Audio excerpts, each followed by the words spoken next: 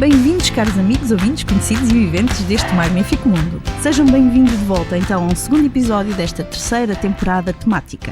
Eu sou a Catarina Valente, enfermeira e a vossa anfitriã deste espaço que mensalmente vos acompanha. Voltamos a falar aqui de todos aqueles que nos apoiam e que divulgam o nosso trabalho e aí estão incluídas as nossas plataformas digitais, obviamente, que também divulgamos no Facebook, no Instagram, no Spotify, assim como também é o caso das rádios locais, da Rádio Alive, do Sato, da Rádio Escuro da Vila Nova de Paiva, da Rádio Ribatávora de Moimenta da Beira, da Rádio Antena Livre de Gouveia, na VFM de Vouzela, na Rádio Clube de Armamar e na Rádio Dor Nacional de Lamego. Portanto, muito bem-aja a todos por divulgarem e partilharem então a saúde que também fazemos aqui.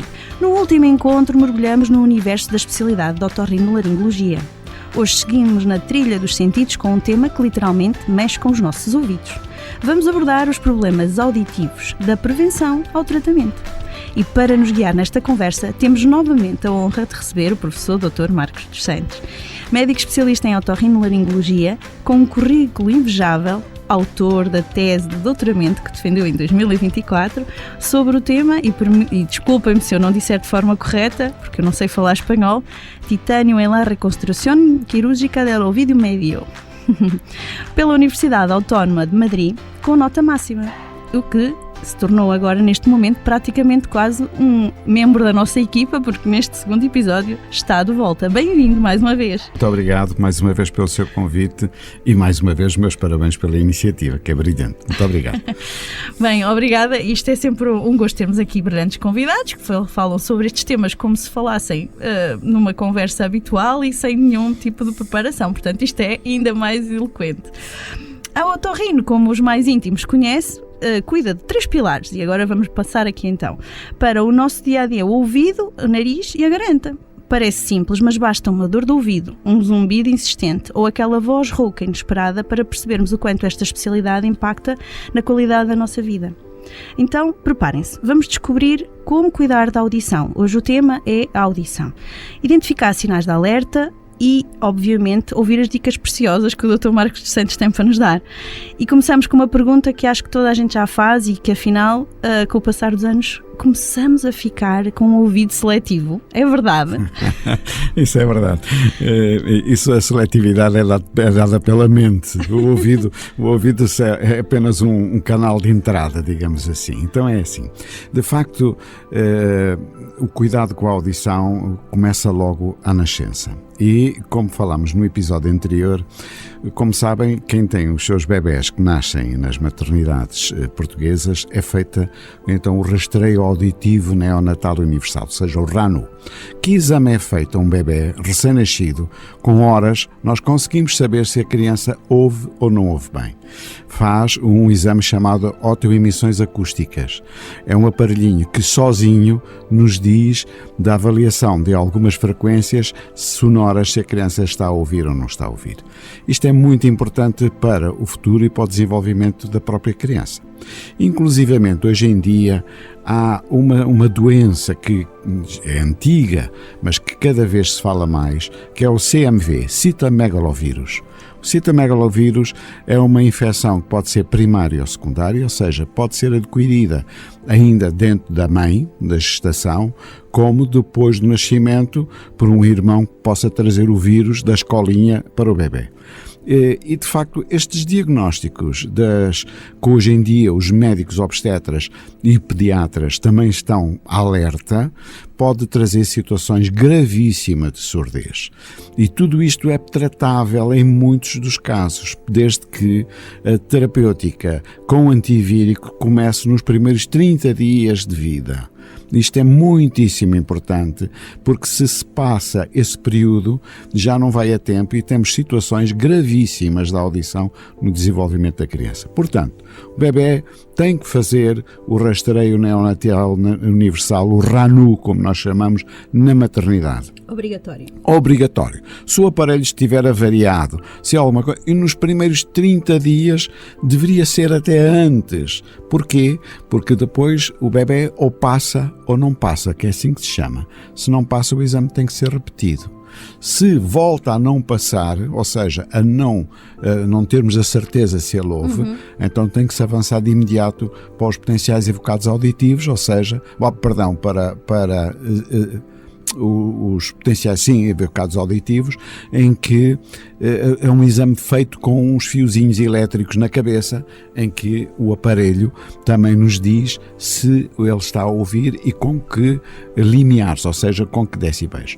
Tudo isto é muito importante no desenvolvimento da criança. Depois, as crianças, o que começa a aparecer como talvez a doença principal na criança para perda auditiva é nos primeiros anos de vida, começa às vezes com 1 ano, 2, 3, 4, 5, 6 anos de idade, a criação tipo de um líquido, já ouviram certamente falar, que aparece dentro do ouvido, portanto, dentro do tímpano.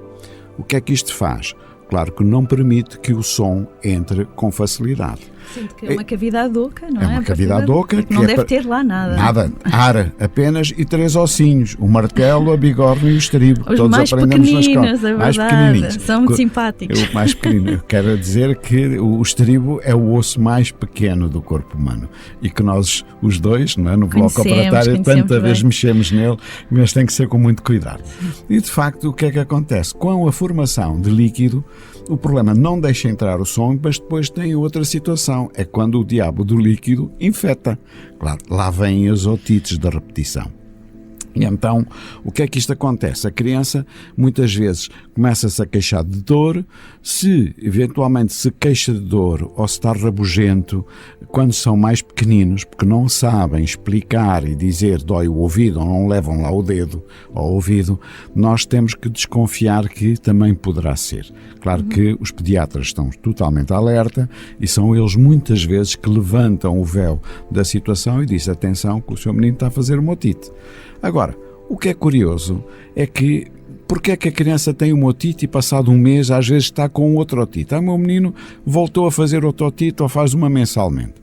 Porquê? Porque o tratamento que se dá muitas vezes com antibióticos para matar os bicharocos que provocam a otite não tiram o líquido. E temos que ir à raiz do problema. A seguir, tem que se fazer tratamentos, não é, para secar o líquido. A partir do momento que consigamos que o líquido dentro do ouvido desapareça, 2 coisas acontecem. Uma, a criança começa a ouvir bem. E segundo, não há sítio onde as bactérias se instalem. Eles não têm habitat. Claro, elas precisam de um meio para crescer. Um meio para crescer. E se não têm aquele meio, eles vão procurar outro sítio qualquer e deixam o ouvido em paz. Isto, portanto, acontece com muita frequência. Então, eu agora vou lançar aqui uma provocação. Quando é que nós, porque há muitos meninos que depois têm que fazer a cirurgia do ouvido, colocar os tubinhos, o tratamento para secar então o próprio ouvido, é certo. Este mesmo. Quando é que o pai pode ficar, pensar nessa situação ou o otorrino aconselha essa situação? Muito bem. Isso depende muitas vezes do critério do próprio médico otorrino e se é mais intervencionista ou menos intervencionista. Eu costumo dizer o seguinte, quando às vezes me perguntam quais são os critérios, em congressos às vezes fazem-me essa questão, quais são as condições ou os critérios para eu avançar para uma criança para operá-la. Porquê? Porque se é operada muito precocemente, esta criança quase tem por tendência de voltar a repetir a mesma situação. Os tubinhos que bem falou, ao fim de alguns meses o organismo expulsa-os. E se eventualmente a criança é muito pequena, o que acontece é que muitas vezes o tímpano depois fecha o buraquinho onde estava o tubo, volta a ganhar líquido outra vez. E os adenoides que lhe tiraram, 20 a 25% das crianças operadas de volta dos 2 anos de idade, por exemplo, têm uma recidiva dos adenoides. Não ao tamanho inicial, mas voltam a crescer. Ou seja, é um insucesso. Claro. É um insucesso. Então eu dizia quais são os critérios. Os critérios é, para uma criança muito pequena, ou porque eventualmente está constantemente com uma otite supuradas, aqueles que deitam pus e escorrem constantemente, mas que nós não conseguimos resolver, dá-se a medicação e passado uma semana está outra vez na mesma. Às vezes há necessidade disso. A não ser que ficou lá uma perfuração, que aí já não é preciso pôr o tubo, que ele já está aberto. Drena não é? sozinho. E drena sozinho e areja sozinho. Ou porque uma criança começa a ter um grande atraso na linguagem, e a gente chega a uma criança, às vezes aos 4, 5 anos de idade, e não diz palavra. Isso é grave. Isso é que há que resolver essa situação. Ou então o terceiro critério que eu ponho sempre, que é a entrada para a escola. A escola primária, dos 6 anos de idade, eu costumo dizer, a criança entra em estado de competição. E aí tem que estar tudo em ordem. Tem que estar a visão, a audição, tem que estar tudo em ordem. Check-ups todos feitos. Perfeito. A criança vai entrar em alta competição, na escola primária, para estar tudo. E, portanto, isto é de talvez a patologia que mais vezes nos aparece durante a infância, que é chamamos nós otite serosa ou otite seromucosa, que também é chamada por otite silenciosa. Silenciosa porquê? Porque muitas vezes não se dá conta dela. Porque se a criança, na verdade, apenas tem líquido e não lhe dói, ela não se queixa. E os pais dizem assim, eu acho que ele é distraído. Eu falo, ele diz, o quê? Está sempre a pedir a televisão muito alta. Claro que o problema muda de figura quando começa a infectar o líquido, ou a inflamar. E eu aí costumo dizer, dê-lhe anti-inflamatório, porque muitas vezes resolve a situação, mas depois temos que dar algo mais para que vá secar o interior do ouvido. A partir do momento, agora, se cumpre, não cumpre, ou entra dentro daqueles 3 critérios que eu falei, então há que, na verdade, avançar para a cirurgia. Mas atenção, nada de ser precipitado à pressa, com 2 anos e meio, 2 anos e meio, a operar crianças, porque uma das perguntas que tem que se fazer é, e qual vai ser o sucesso desta cirurgia? Portanto, tem que se equilibrar aqui aquilo que é o bom senso para o sucesso ser o melhor possível. Como não é é óbvio. Sim, senhor. Então a criança, muito bem. Depois passamos a situações. Às vezes, depois fica em idades mais crescidinhas, no 9, 10 anos de idade, às vezes as sequelas disto que tiveram. E às vezes fica um ouvido perfurado, ou seja, o tímpano ficou roto, como se diz, e na verdade a criança tem alguns problemas de audição, outras vezes é porque infeta de vez em quando. Eu costumo dizer que um ouvido com uma perfuração no tímpano é como eu ter o vidro da janela da minha casa partida, com um buraco. Se estiver um dia bonito lá fora, aqui dentro não acontece nada. Caso contrário, entra água, vento, pó, ou seja o que for, o que é que acontece? Estraga tudo dentro de casa. Dentro do ouvido é a mesma coisa. A água é o maior inimigo de um ouvido perfurado. E as piscinas? Eu falo sempre disto porque não as piscinas pode. também Se estiver não podem. roto, não pode ir para a piscina. Ou então, arrisca. Mas eu tenho uns tampõezinhos e põe a touca. A touca é só para enfeitar. Quero dizer, há de facto hoje em dia, digamos, tampões para se colocar no ouvido e não só fitas, mas fitas de borracha. Eu vou passar a publicidade, mas vamos aqui à Decathlon, umas fitas de borracha que protegem e tapam bem o ouvido e que, mas mesmo assim não me dá garantia. Uma criança que tenha uma perfuração timpânica permanente, a partir dos 9 anos de idade, já 8, 9 anos de idade, pode-se começar a pensar fazer uma cirurgia para fechar o buraco. Porque até essa idade, e agora também só para esclarecermos aqui quem nos ouve, até essa idade o tímpano fecha sozinho, não é isso? Ele pode sempre fechar, a qualquer idade. Claro, quanto mais velho a pessoa, mais dificuldade é na cicatrização. Isso é para tudo, não é? Agora, se nós temos uma perfuração persistente, não é quando se vê um tímpano furado que se propõe imediatamente a cirurgia. Há que aguardar 3 meses, 4 meses, 5 meses para ver se ele fecha. E para ele fechar, um ouvido para fechar, se estiver perfurado, não pode ter infecções. Porquê? Porque senão o buraco, em vez de fechar, às vezes ainda alarga um bocadinho. Claro. Tem que andar um ouvido seco. Se nós vemos que ao fim de 4, 5, 6 meses, aliás, é o tempo suficiente muitas vezes da espera nos hospitais, que é muito maior, não é? Pois temos estas às vezes a espera tem de dar jeito, é dos poucos casos em que a espera hospitalar dá jeito. É para ver se o ouvido consegue fechar sozinho. Sim, senhor. Depois avançamos para idades e de outros problemas da audição. Depois começa a idade, os jovens, é o ruído, música alta, excessivamente alta, com decibéis ensurdecedores. Não se esqueçam que quando vão a uma discoteca ou põem os iPhones excessivamente altos, e o ruído, aquilo para o ouvido é um órgão que não é inteligente, é apenas um transmissor. Para ele ter um som que entra dentro dele a 90 ou 100 ou 120 decibéis, se for música de violino ou um compressor do asfalto, para ele é igual, ele queixa-se na mesma. O que é que vai acontecer? Vai haver uma lesão das células do ouvido interno, ou seja, da parte do ouvido já junto ao cérebro, e que habitualmente são irreversíveis. Por isso é que eu digo, jovens, tenham cuidado. Porquê? Porque são lesões que muitas vezes depois não têm retrocesso, não voltam para trás. As células internas morrem e acabam por não conseguir fazer a sua condução do... Exatamente, há uma lesão, inclusivamente, por exemplo, a nível do trabalho, que é outra questão que vem a seguir, as pessoas deviam ser obrigadas, eu até são, só que muitas vezes eu percebo que a nível do calor, no verão, usar fones ou escutador, coisas para tapar o buraco quando se transpira, não dá muito jeito, eu sei, mas as lesões que a seguir vamos ter no ouvido interno, daqui a 10, 15 ou 20 anos, a pessoa tem que usar aparelhos auditivos. Porquê? Porque faz o que nós chamamos uma surdez. Começa por uma surdez profissional, que nós sabemos que queimam uma frequência sonora, que é os 4000 Hz, bilateral, mas que depois aquilo agrava e vai apanhando os agudos todos e começa a avançar para os graves. Aquilo é como um incêndio lento que vai avançar. Depois no final da vida nem tanto, mas já mais na velhice dizemos que afinal os aparelhos é que não funcionam e não somos nós. Não somos nós. E depois vem outra coisa extremamente incomodativa com a presença do ruído, que são os acufenos. O que são os acufenos? São os zumbidos, digamos assim. Era isso que eu queria também falar, porque há tanta gente a dizer-nos eu ouço um barulho constante dentro da minha cabeça. Isso é terrível, sabe? O acufeno, ou que é um zumbido, que é aquele ruído contínuo, que pode ser de várias tonalidades, tonalidade grave ou tonalidade aguda, isto significa se é um som mais grosso ou mais fino. Habitualmente, quando nos aparece, é terrível. Porquê?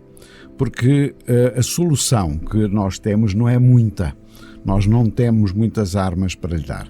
Desde que passa com ginkgo biloba, passa com isto, não passa nada. Melhora 10, 20%, dá uma melhoriazinha. E o que é preciso então acautelar eventualmente em relação à situação do zumbido? Eu digo habitualmente aos meus doentes, olha, o senhor tem que ter, senhora, 4 cuidados. Um deles é não estar em ruído. Dou um exemplo. Por exemplo, um acufeno é uma doença um sintoma muito frequente em cabeleireiras. Porquê? Porque estão com o secador de cabelo de manhã à noite. E quando me aparecem, eu digo, a senhora, quando comprar o próximo secador de cabelo, veja quantos decibéis é que ele deita. Porque não vá pelo cor-de-rosa ou é amarelinho, é o mais bonito, não. Vá pelos decibéis. Porque a senhora está numa fábrica todo o dia a trabalhar. E não pode estar a tapar os ouvidos para falar com as suas clientes. Portanto, primeiro, evitar o ruído. Segundo, fator muito importante é trazer a tensão arterial normal. Uma pessoa que tenha hipertensão arterial não controlada ou desleixada, que ela aumenta a intensidade e o agravamento do ruído. Outra coisa é a ficha lipídica, o colesterol, também tem que andar tudo isso controlado. E por fim, eu costumo dizer em brincadeira aos meus doentes, não envelheça. Não sei como é que eles vão fazer e no dia que façam que me ensinem também, por favor, não é? Porquê? Porque vem a arteriosclerose e muitas vezes o acufeno, o tal zumbido, é terrível. Sobretudo nos primeiros meses de aparecimento. Porque se durante o dia a pessoa consegue se abstrair, porque há outro ruído ambiente à volta que esconde aquele, claro. O problema vem quando a gente vai para a cama à noite para dormir. Aquilo a pessoa concentrando-se no zumbido, a pessoa entra num estado de nervos grande e não consegue adormecer. Eu costumo dizer que a melhor coisa para se fazer na parte inicial é, na verdade, além deste controle destes 4 critérios que eu falei antes, é pôr um rádio baixinho na mesa de cabeceira. Porque o cérebro fica confundido e não sabe se vai ouvir o rádio ou se vai ouvir o próprio zumbido. Confundimos o cérebro, muito bem. Confundimos o cérebro, exatamente. E há plataformas a nível até do Relax, a nível dos telemóveis, que põem ou o som de chuva ou os passarinhos. Aquele ruído branco que falam tanto. Será por aí? Por aí, é um zing, não é? Outras vezes, por exemplo, eu costumo dizer os passarinhos ali no Fontelo, em que a pessoa parece estar a dormir uma siesta, tenta confundir o cérebro. Há pessoas que descobrem e deixam a televisão a desligar-se aos pés da cama, porque ela, enquanto estão a ouvir televisão, as adormece. A literatura diz uma coisa que é verdade, mas é muito difícil de aceitar, é que a melhor coisa para tratar um zumbido é aceitarmo-lo. Mas isso é fácil de escrever, eu admito que não é. Claro que depois sim. podemos estar de medicação sim, mas que vai dar um pequeno alívio também.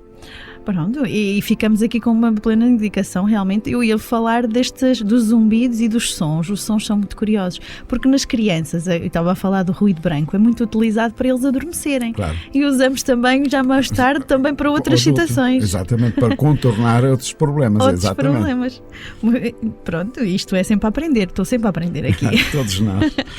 E relativamente às questões da vertigem, porque falávamos muito dos zumbidos, que é uma afecção que também muito, muito problemática, mas e agora relativamente às vertigens? Muita gente diz, eu tenho uns cristais desalinhados, ando aqui com isto tudo e não sei bem onde é que estou. Muito bem. Isto acontece porquê? Porque o ouvido, eu costumo dizer, é um apartamento com duas assoalhadas.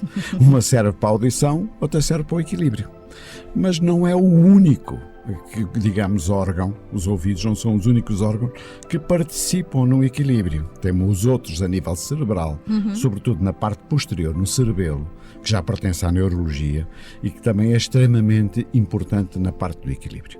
O que acontece na chamada doença dos cristais é que nós, em cada ouvido, temos uns canaizinhos que dão meia volta, por isso é que se chamam semicirculares. Tem um líquido. E eu costumo dizer que aquilo é como lá dentro desse canalzinho, nós ao abanarmos a cabeça nas três direções do espaço, aquilo tem um líquido que eu às vezes dou a comparação com aqueles níveis dos pedreiros. Tem uma bolhinha que a gente põe, a bolhinha anda de um lado para o outro. Essa bolhinha informa ao cérebro a posição em que estamos. Grosso modo é isto. O que é que às vezes acontece e não devia acontecer? É que dentro dos canais soltam-se uns grãozinhos, os tais cristais, que é como se fossem uns grãozinhos de areia. Ora, nós, ao abanarmos a cabeça de um lado para o outro, os grãozinhos de areia escorregam para um lado e para o outro e dão a sensação subjetiva, só nós, os outros à nossa volta não têm nada disso, que estamos a andar à roda. E depois há esta situação, é que habitualmente chamada vertigem rotatória, a pessoa vê tudo andar à roda, eu costumo dizer que mais paz de uma ventoinha, e que habitualmente é acompanhada por náuseas, às vezes até por vômitos. Isto habitualmente são as chamadas VPPBs, vertigem paroxística posicional benigna, um palavrão, bastante que grande. são fáceis muitas vezes de controlar com manobras, ou seja, há chamadas manobras reabilitadoras, um tipo de uns exercícios que nós fazemos, mas primeiro temos que identificar em que ouvido está a lesão. E quando vão a um ouvido, e muitas vezes não há necessidade de dar tratamento absolutamente nenhum com medicamentos, controla-se só com as manobras. E quando nós abanamos o doente, e temos que primeiro identificar em que ouvido está. Curiosamente, como é que se vê? Nos olhos. Engraçado, não é? Nos olhos, o olho, em certas posições, eles batem, parecem, eu costumo dizer, uns limpa-para-brisas de um automóvel, não é? Um nistagmo. E com o nistagmo nós conseguimos saber exatamente até o canal semicircular em que está o problema. Atenção, mas depois vêm as doenças neurológicas para nos confundir, que é o desequilíbrio, em que a pessoa chega aos 70 anos de idade e diz, doutor, mas o senhor anda a ver tudo andar à roda? Não. Eu costumo, olha, é mais ou menos quando vai a caminhar num corredor de um comboio em andamento, é isso mesmo. Isso é desequilíbrio. A pessoa tem, e que muitas vezes o ouvido está perfeitamente bem. Ou seja, e quando nós não conseguimos, no exame objetivo, localizar exatamente onde é que está o problema, temos exames hoje topo de gama, e sabe disso, no nosso hospital também, que é a chamada videonistagmografia. A videonistagmografia é um exame que demora 1 hora a fazer, um exame complexo, não custa nada, zero, não custa nada. Não é um exame barato, como é óbvio, até pelo tempo que demora a fazer, mas que nos diz exatamente onde é que está o problema. Ouvido direito, ouvido esquerdo, se é uma coisa de centralidade. A centralidade já significa que não é no ouvido. O ouvido são as lesões periféricas. Portanto, vou-lhe dizer que é uma situação muito incapacitante para muita gente, mas que não se deixem andar. Muitas vezes nós nem sequer precisamos de comprimidos nem nada. Basta, quando assim é, a verdadeira doença dos cristais, com as manobras reabilitadoras resolvemos isso. Eu por acaso tinha aqui uma estatística que diz que 10 a 100 casos por 100 mil indivíduos ao ano. Acredito. Temos assim... Acredito. E sabe que eu disse isto, acho que do último podcast que me convidou, que há muitos anos atrás esta situação clínica não estava bem identificada. Não estava. E eu contei uma doente minha que disse: doutor, eu há 40 anos dei entrada no hospital e deram-me um Valium, porque disseram que eu estava histérica e que isto era da minha cabeça. Porquê? Porque são coisas que ainda não eram valorizadas na altura, ou também havia algum desconhecimento. A ciência também ainda teve este caminho todo para fazer. Exatamente. E também neste momento com os exames que temos mais aferição daquilo que é, não é? Muito mais fácil. E felizmente. Mas também temos outras afecções do ouvido. Temos, e eu diria aqui, relativamente, estávamos a falar das vertigens, mas há esta diminuição natural também da idade. A idade, seguramente. E depois isto é a idade, porque depois depende. Já que víamos a fazer... Sim, vamos dos 0 aos 80, não é? Claro. Dos 0 aos 80. E o que acontece, claro, que nós vamos sempre perdendo alguma audição, sobretudo nas frequências, nos sons agudos. E, portanto, chegamos a um ponto em que o traçado de um exame não é horizontal. É horizontal, é até metade, depois cai e vem uma montanha para ali abaixo. E as pessoas, quando começam a perder os sons agudos, ou pela idade, ou porque estiveram expostos a barulho, ou às vezes até de caráter familiar também. As pessoas começam a dizer: eu ouço, doutor, só que não percebo o que me estão a dizer. Ouço, mas não entendo. Habitualmente são quedas nos agudos, irreversíveis. Porquê? Porque até lá também há outras doenças que às vezes nos aparecem em que a gente tem perda de audição. Ok, porque umas têm solução cirúrgica, outras não. Estou a lembrar-me da otosclerose. Certo. Nós às vezes já operámos alguns também. São situações diferentes. Agora, qual é essa solução? Há que, de facto, quando eventualmente começa a haver o que nós chamamos de perda de palavras, a pessoa começa a fazer-lhe transtorno porque vai à missa não percebe o padre, porque a televisão quer põe tão alto que até os vizinhos a ouvem e a família protesta. Quer dizer, está na hora de vermos se eventualmente conseguimos pôr essa pessoa a ouvir com os tais aparelhos auditivos. Ok? E há uma altura em que a pessoa vai precisar disso. E quero eu dizer que há que usar o mais precocemente possível, até para se habituar a eles, não é? Porque eu costumo dizer que ninguém chama os bombeiros ao fim da casa a arder toda. Aí já não vale a pena, é quando começa a arder. É isso mesmo. Eu ia também fazer aqui uma provocação. Nós também com a idade vamos deixando de ter tolerância ao barulho, não é ao barulho, mas aos sons. Ou seja, isto quer dizer o quê?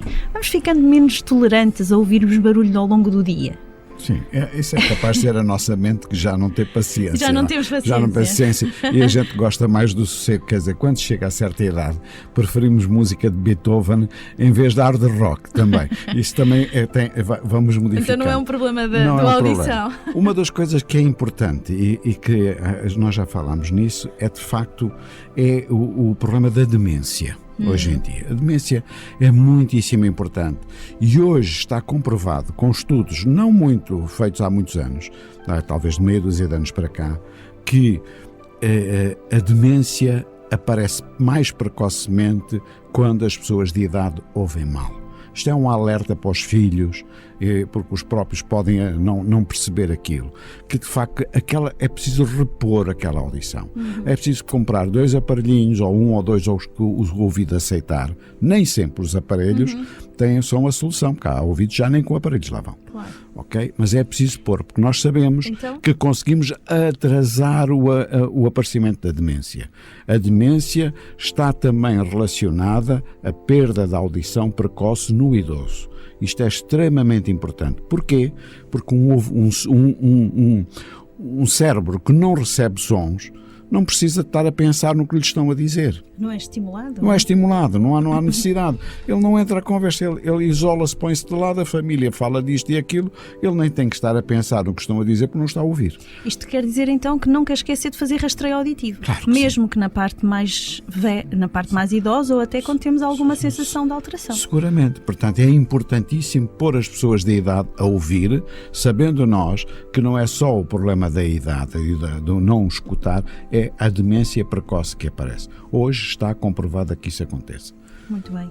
Ficamos aqui também com este alerta e ainda bem importante que fizemos aqui este circuito quase desde o nascimento até à mais idade da velhice e quase fim de vida, para podermos também ter atenção que a audição é fundamental para a nossa qualidade de vida, é fundamental para termos uma vida saudável e também nos relacionarmos uns com os outros sem problemas, não é? Claro que sim. Alertas. Sempre que tiverem uma situação, recorram a um otorrino. Exatamente. Há que fazer a situação, porque é assim, porque hoje em dia muitas vezes as pessoas quando começam a perder a audição, às vezes aparecem e até estão tranquilos, até julgam que é apenas a cera. Está sujo, não é? Sujo, e às vezes aparecem-me a mim e dizem, doutor, então, mas olha, o senhor tem isto está bem, aqui por fora, então e uma lavagem? E se fizesse uma lavagem, que é o conceito, eu às vezes para brincar com as pessoas de idade digo assim, senhor fulano tal, olha, isto é a mesma coisa que o senhor querer pôr o seu automóvel de manhã a trabalhar, dá a chave e ele não pega, não é ir buscando a mangueira para lavar o carro, que a seguir ele vai pegar, eles veem isso, porque é exatamente isso, há que estudar a situação. Claro. Porquê? E tentar resolvê-la o mais precocemente possível, porque a audição sabe que cada vez mais hoje dá-se valor à audição. A visão na altura, no passado, era o sentido que mais as pessoas valorizavam, mas a audição hoje em dia é cada vez mais valorizada também. Claro. Porque, como dizia o António Lobo Antunes, o nosso escritor e psiquiatra, dizia que da visão dos cegos tem-se pena, dos surdos faz-se troça. Mas hoje em dia começa-se de facto a dar valor aos dois, e eu acho muito bem. Muito obrigada. Olha, terminamos com chave de ouro, mais um episódio relativamente à nossa audição e com esta mensagem final de que estejam atentos, estejam alerta, tratem-se precocemente e nunca se esqueçam de que ir a um especialista é sempre o melhor remédio. Obrigado mais uma vez.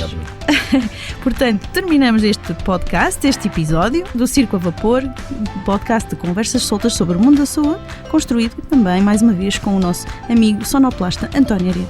Continuem por aí, pois todos juntos seremos sempre muitos a falar para nós.